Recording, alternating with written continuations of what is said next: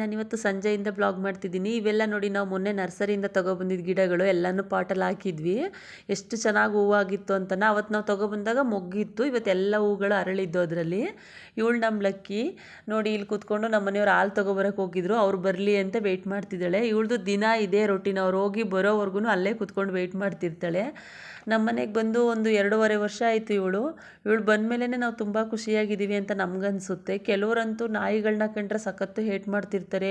ಅಯ್ಯೋ ಅದು ನಮ್ಮ ಮನೇಲಿ ಸಾಕಿದ್ರೆ ಕೂದಲೆಲ್ಲ ಉದುರುತ್ತೆ ಅಂತ ಎಲ್ಲ ಹೇಳ್ತಿರ್ತಾರೆ. ಅವ್ರಿಗೆಲ್ಲ ಹೇಳ್ತೀನಿ, ಒಂದು ನಾಯಿ ಮರಿನ ಸಾಕು ನೋಡಿ, ಅದು ಎಷ್ಟು ಪ್ರೀತಿ ಕೊಡುತ್ತೆ ನಮಗೆ ಅಂತ ಹೇಳ್ಬಿಟ್ಟು.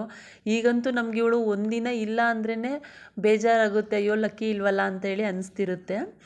ಸರಿ, ಮೊಳಕೆ ಕಾಳನ್ನ ಮಾಡೋಣ ಅಂತ ಹೇಳ್ಬಿಟ್ಟು ಹೆಸರು ಕಾಳು ಮತ್ತು ಹುರುಳಿಕಾಳನ್ನ ನೆನೆಸಿಡ್ತಾ ಇದ್ದೀನಿ. ಟೀಗೂ ಇಟ್ಟಿದ್ದೆ ಒಂದು ಕಡೆ. ಟೀ ಮಾಡಿಕೊಂಡು ಬ್ರೆಡ್ ಇತ್ತಲ್ಲ ಅಂತ ಹೇಳ್ಬಿಟ್ಟು ಬ್ರೆಡ್ ಟೋಸ್ಟ್ ಕೂಡ ಮಾಡ್ತಾಯಿದ್ದೆ. ಸರಿ, ಇವತ್ತಿಗೆ ಇಲ್ಲಿ ನನ್ನ ಮಿನಿ ಬ್ಲಾಗ್ನ ಎಂಡ್ ಮಾಡ್ತಿದ್ದೀನಿ. ಪ್ಲೀಸ್ ಫ್ರೆಂಡ್ಸ್, ಎಲ್ಲರೂ ನನ್ನ ಚಾನಲ್ನ ಸಬ್ಸ್ಕ್ರೈಬ್ ಆಗಿ ಅಂತ ಕೇಳ್ಕೊತೀನಿ. Thanks for watching.